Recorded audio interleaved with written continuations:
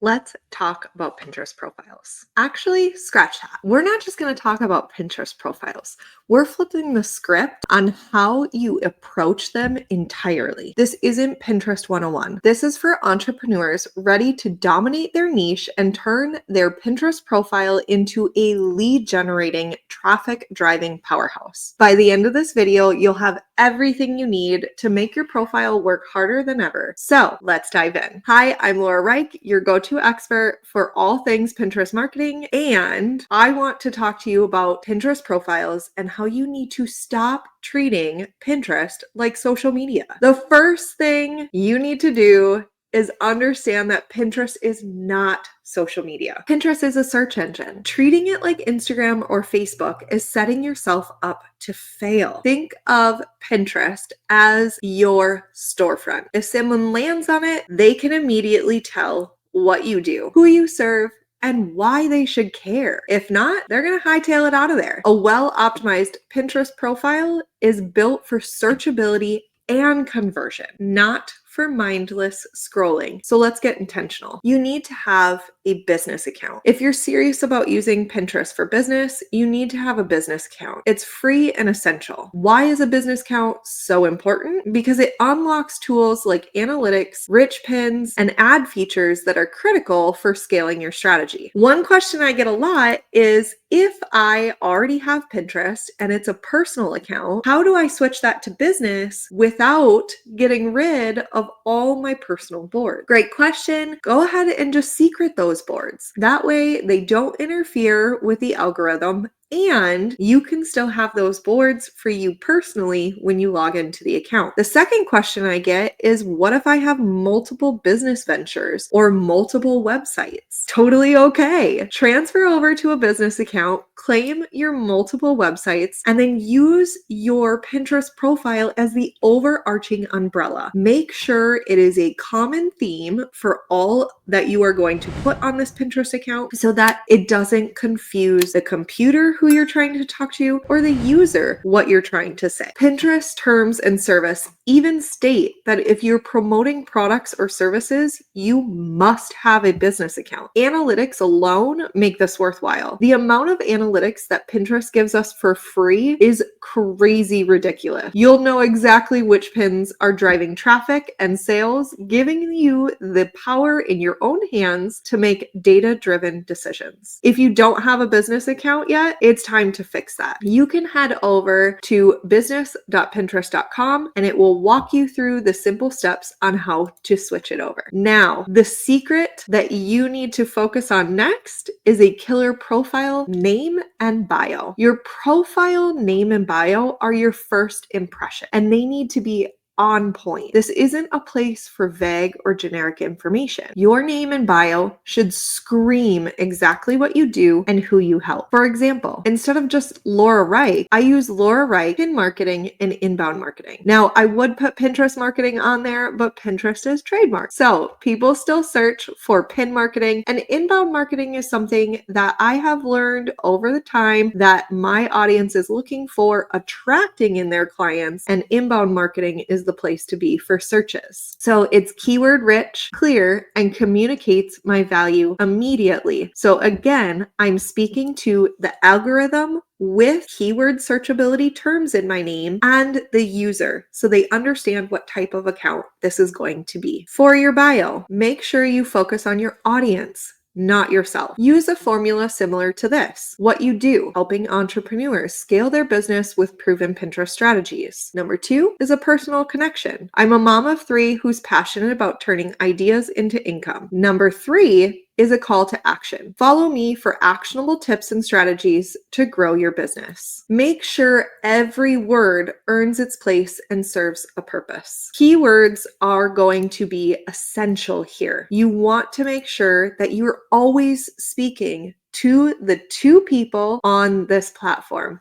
the computer, and the user. The keywords are going to be for the computer. The personal connection is going to be for your ideal audience. Next step is going to be claiming your website. When you want to claim your website, all you have to do is navigate to the top right where you see your profile picture, click the drop-down arrow, and tap on Settings. In the settings here, you'll see on the left-hand side claimed accounts. This is where you can go in and claim not only your websites, but also your social profiles or your Shopify store. This is going to be very, very important for you to be able to get the data-driven analytics to understand what's actually working. Pro tip, I don't publish Instagram directly to Pinterest. The two platforms, like I said earlier in this video, are completely different. So I don't like to auto-publish to the platform. I like to make sure that I can create pins that are going to speak specifically to the users and then turn around and upload it to Pinterest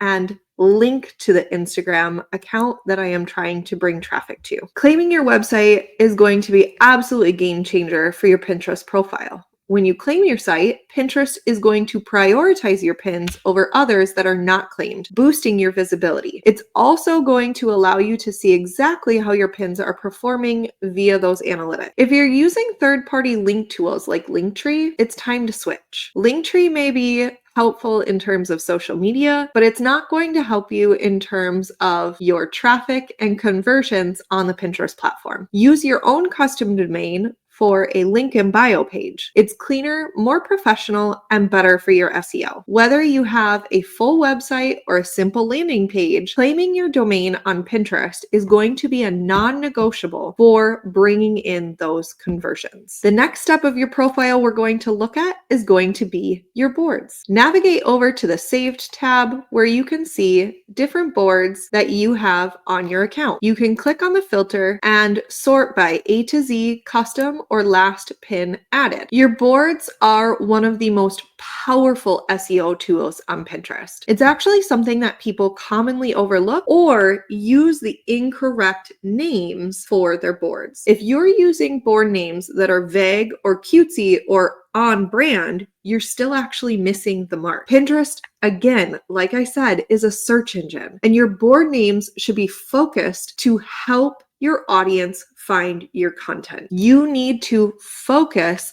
your boards on speaking first and foremost to the computer. One of the ways you can do this is when you actually go to Pinterest.com/ideas, you're going to see their list of categories here that they put all content inside of. You're going to want to take some time to figure out what categories and lineage or taxonomy, like we do in blogging, you are going to be found in. So after some research, I'll show you my lineage. I'm actually under the design category when it comes to Pinterest, most of the time. There's other areas, but what I first found is when I go through design, it's not just design, it's actually got social media as well. So I can look in here and go to social media design. You'll see the lineage up here is design, web and app design, and social media design. I can continue to refine this further by going through and clicking on different social media things. Now you'll see I'm under business and advertising. This is actually where most of my content resides, is business and advertising. Under branding, you can continue to go down this idea of where is social media. There's digital marketing on here, social media content design. And the more that you refine this, the easier it's going to be for the algorithm to understand who to target and where to show your content to. So now you can see after refining a couple different related interests, I have social media marketing here as an ability to be able to target that. I could use this as a board title. I could even go a little bit further. And now you see when I do social media marketing, I'm actually under education and starting a business. So you want to focus on what interests can you use to be able to target the right individual? Now we're getting into more marketing, and that's where I want my content to show. Again, I click on marketing ideas, and I'm back to business and advertising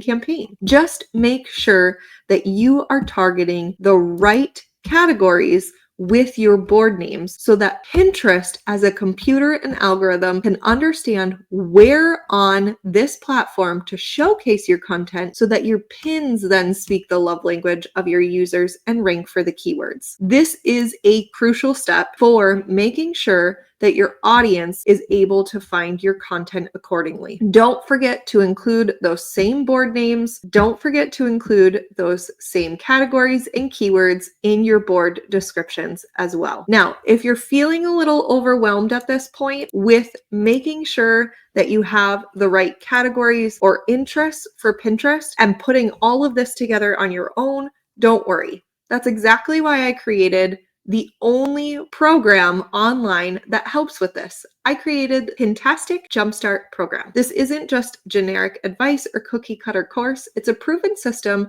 designed to help you build a high converting Pinterest profile step by step. In this program, you'll get access to insider strategies, looking how to actually hack Pinterest into their code, HTML, and data with tools and templates that make it seamless and easy that have helped thousands of entrepreneurs grow their business. You'll learn how to set up your boards, create pins that convert, and turn your profile into a traffic driving machine. So if you're ready to stop guessing about those ideas and categories and start growing, click on the link in the description and join the next round of my Jumpstart cohort program today. Now, let's talk about organizing your Pinterest boards. A little bit ago, I did say that on your account, you can go in, and when you click on the Saved tab and you see your boards, then you'll see this area where you can filter. Once you've named your board, it's time to organize them strategically. The most important boards, the ones that are tied to your primary keywords, should be front and center. So think about what's most relevant to your audience right now and make sure you choose those boards that will be up at the top, as they will be the first ones that they see. You would want to click on Custom here, and then all you have to do is drag and drop. So if I wanted pin templates, I would just drag it up here and have it go in its own area. Now let's say templates for business would be next. And maybe I want to then focus on Pinterest marketing. I'll scroll all the way up to the top, and maybe I want to bring down the social. This is how you can easily create a layout that is going to work the best for your users. Hide any irrelevant boards or any boards that are off topic or don't have any pins currently on them by turning them into secret boards. This is going to keep your profile clean and professional while still allowing you to access and manage those boards behind the scenes. To be able to secret a board or see your secret boards, you look for the lock on the top left-hand side of the board. If you want to secret a certain board, you can click on the little pencil. It'll pull up the settings of your board, and then you just check here, keep this board secret, and done. Now you will see the lock, and that means when someone is looking at your profile, it is not something they are also going to see. The next thing for your profile that is very important to understand is I want you to focus on your own content. If you're pinning more of other people's content than your own, it's time to shift your focus. Pinterest is going to reward creators who consistently post fresh, original pins. Your goal should be to pin mostly your own content with content that drives traffic back to your website or products. You can also work with others. So if you have posted a guest blog post, if you've been a guest on a podcast, you can use their pins that link back to that content on your boards as well, because it's mutually beneficial for both of you. Focus on creating high quality pins with bold, readable text overlays, strong call to actions, and designs that stand out. Remember, most Pinterest users are on mobile, so always check your pins and how they look on a phone before posting. Sometimes those cute titles and the way that we have it laid out are actually not going to be readable when they are scaled down to a mobile view. The next thing that we want to talk about is 3 keys to explosive growth. To really see results on Pinterest, you need to master these 3 things. 1, get click. Your pins need to stand out. So again, focus on bold font, bright colors, and text overlay that create some curiosity. If you're interested in what colors to use for what keywords, then check out my blog post that I link below on Pinterest color SEO and how to be able to overlay that into your strategy. Number 2, drive engagement. Pinterest's computer algorithm favors content that users engage with. This is not engagement like social media. This is going to be the saves,